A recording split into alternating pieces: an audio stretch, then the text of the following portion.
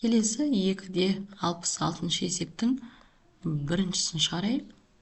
6 көбейтілген x азайтылған 3 азайтылған 2 x қосылған 2 тең 10-ға. Жақшаны ашайық, бірмен-бір көбейтіп шығамыз. Сонда 6x минус 18 азайтылған 2x минус 4 тең 10-ға. Енді ұқсас мүшелерді біріктірейік. Сонда 6x-тен 2x азайтын болсақ, 4x-ке тең болады, минус 22 тең 10-ға.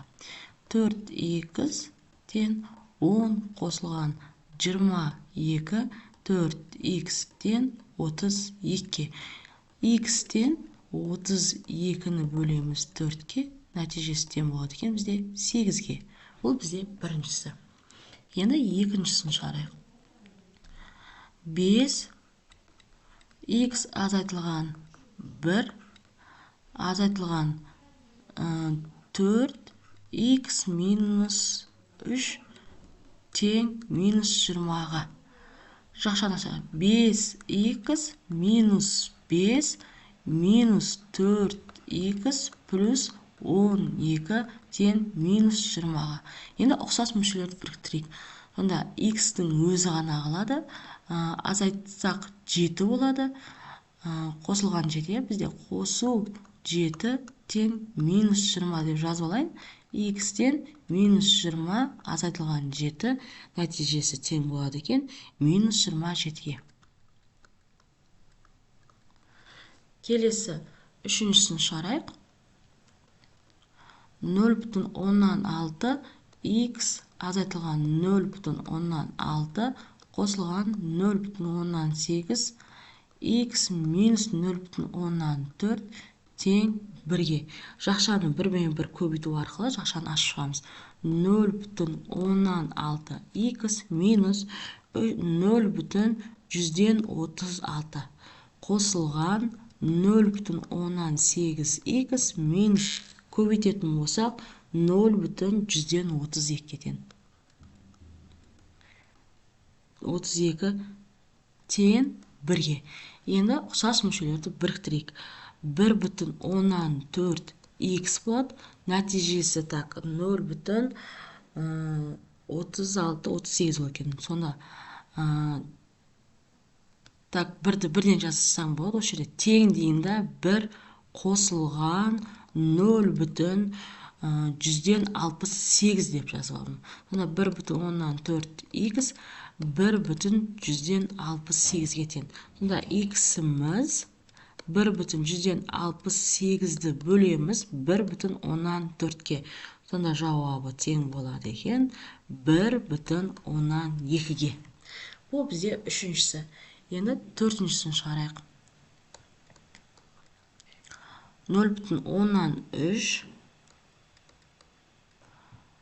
0,4 x азайтылған 1,2 қосылған 0,136 x тең 3,4-ке. Жақшаны бірмен-бір ашып көбейтеміз. Сонда 0,112 x минус 0,136 қосылған 0,136 x-ға тең 3,4. Енді арқылы өрнекті бір жағы, санды өрнекті бір жағы жинайтын болса, x-терді қосып жіберетін болсақ, 0,148 x болады.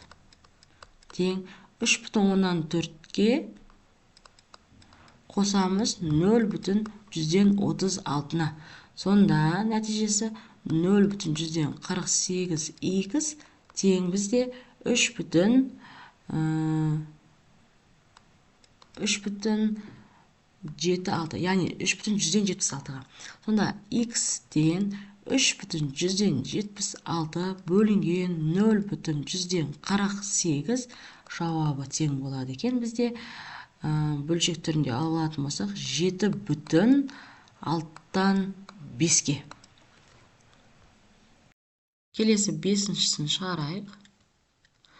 8 x азайтылған 7 азайтылған 3, 2х қосылған 9 тең 15-ке.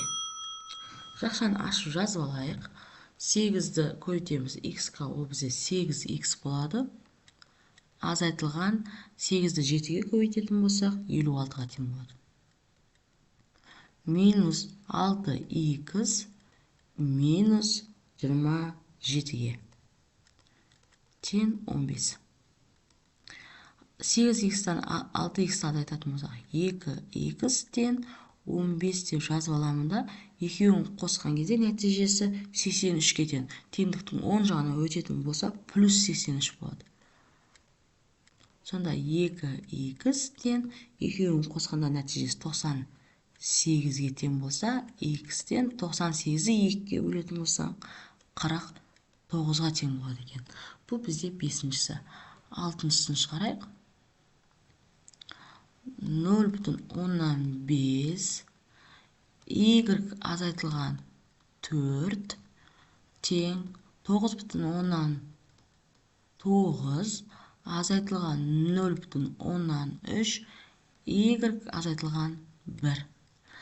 Так, жақшаның ішін ашып жазып алайық. 0,5 y болады. Y азайтылған 0,5-ті 4-ке көбейтетін болсақ, 0,6-ға тең.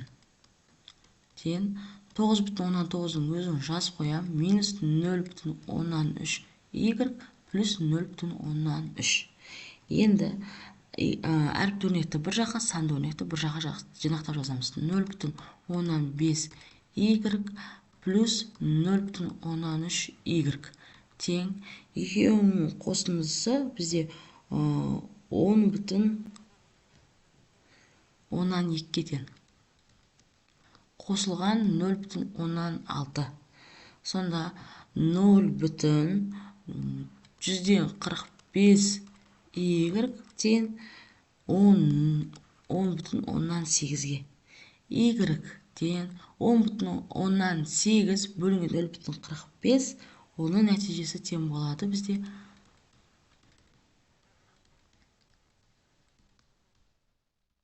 Тең болады бізде 24-ке. Келесі 7-шісін шығарайық. 0,6 азайтылған, жақшаны ашатын болса, 0,5 х плюс 0,5 тең х қосылған 0,5. Енді әріпті өрнекті бір жаққа, санды өрнекті бір жаққа жинақтап жазамыз.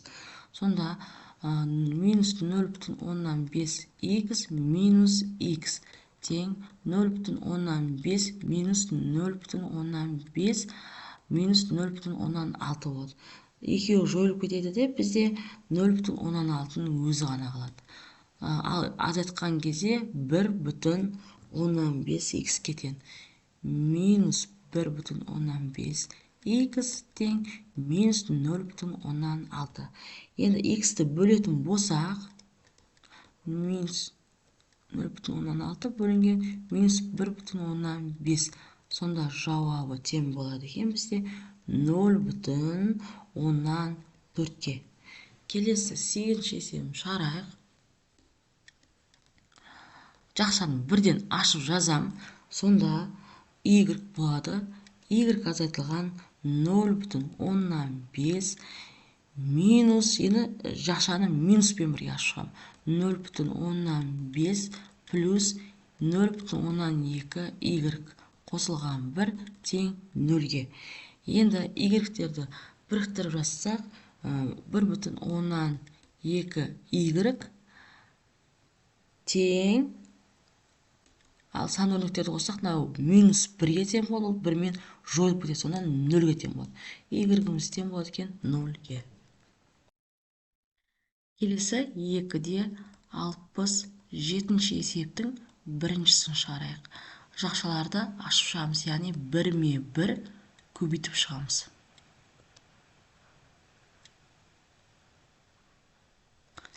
Сонда 4-ті 8-ге көбейтетін болсақ, теңде жазылғастырып берілгеннен кейін 4-ті 2-ге көбейтетін болсақ, 8 аны аның екінші дәрежесі мен аның үшінші дәрежесін көбейтетін болсақ, аның бесінші дәрежесі және бұның екінші дәрежесі болады. Азайтылған ең 4 пен 3-ті көбейтсек 12, аның төртінші дәрежесі, бұның екінші дәрежесі болады. Қосылған 12,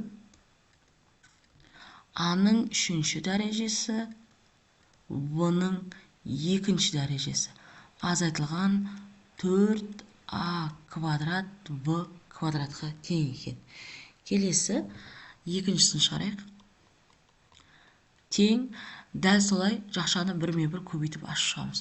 Яғни минус 2-ін көбейтсек 16, аның 5-ші дәрежесі, бұның өзі.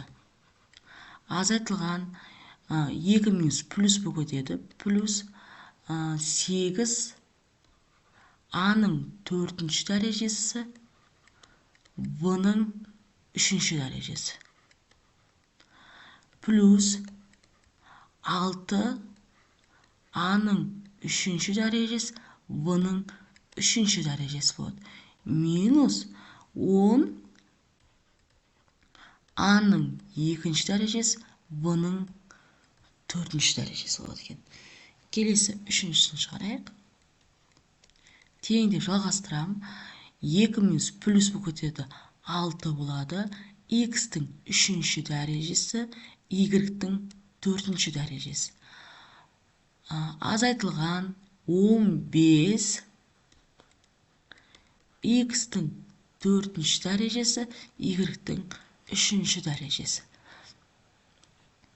Қосылған 15, X-тің 5-ші дәрежесі, Y-тің 2-ші дәрежесі.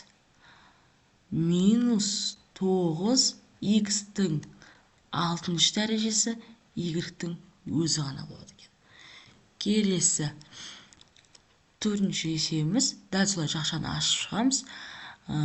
Тең минус 20, аның 2-ші дәрежесі, В-ның 3-ші дәрежесі, С-ның 2-ші дәрежесі. Плюс 35 болады.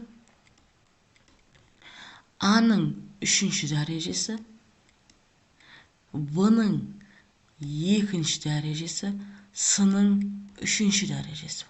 Минус 15, А-ның 3-ші дәрежесі, В-ның 2-ші дәрежесі, С-ның 2-ші дәрежесі болып есеп аяқталады екен.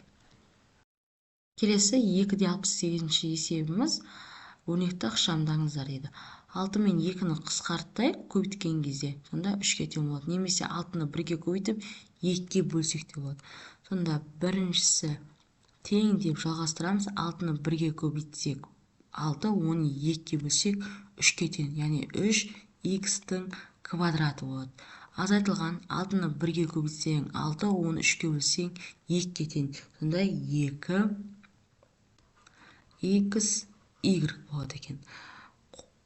Азайтылған дәл солай 12-ні 1-ге көбейтсең 12, оны 2-ге бөлсең 6. 6xy болады. Минус 12, 4 y-тің квадраты болады. Енді осы жерде ұқсас мөлшерлерді біріктіреміз. Сонда 3x-тің квадраты минус 8xy минус 4y-тің квадраты болады екен. Келесі екіншісін шығарайық. Тең деп жалғастырам. Берілгеннен кейін 10-ны 5а квадратқа көбейтеміз. Сонда 50 А-ның 3-ші дәрежесі болады екен. Келесі екіншісі минус 70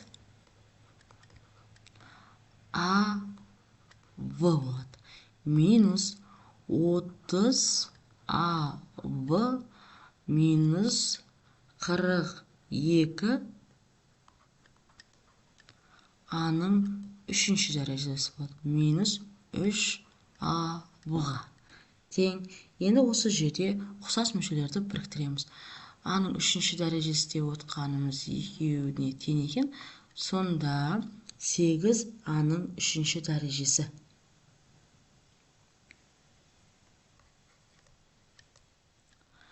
Және екеуінің қосындысы 100-ге тең, намен 103-ге тең болады. 103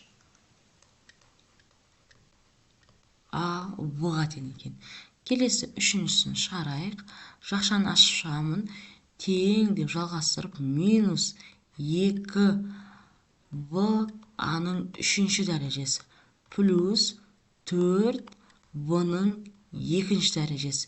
Минус В аның үшінші дәрежесі.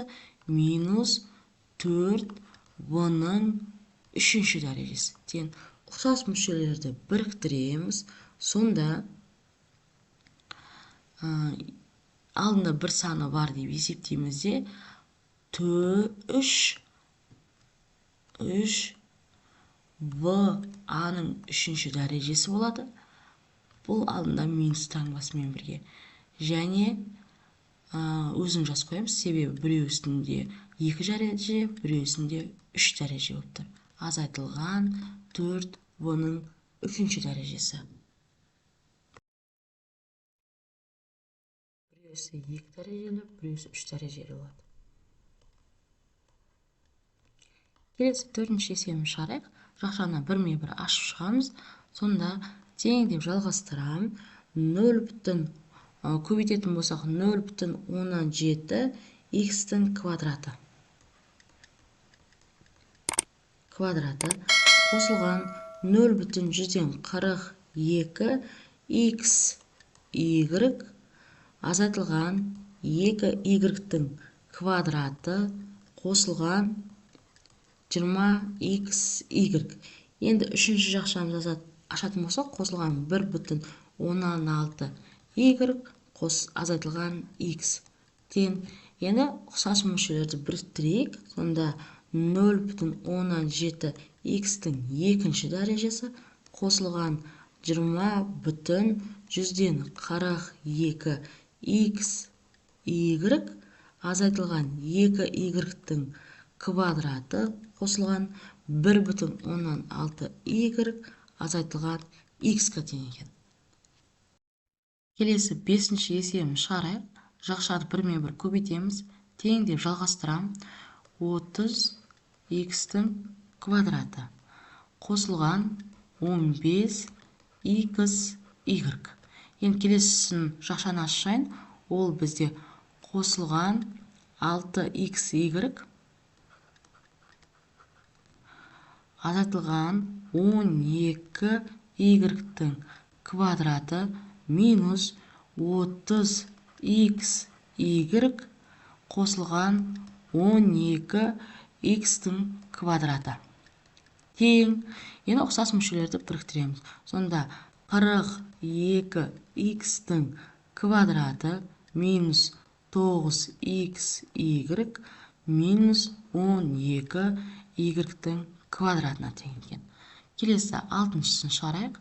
Алтыншысында мына жақшаны бірінші ашып жазып аламыз. Сонда тең 4 y минус 2 y плюс 6. Келесі минус 3 деп жазып аламыз да, жақшаның ішінде жақшаны ашып жазамыз. Ол сонда y минус 12 плюс 6y қосылған 8 болып тұр. Енді осы жақшаның ішін минус 3-пен ашып шығамыз. Тең.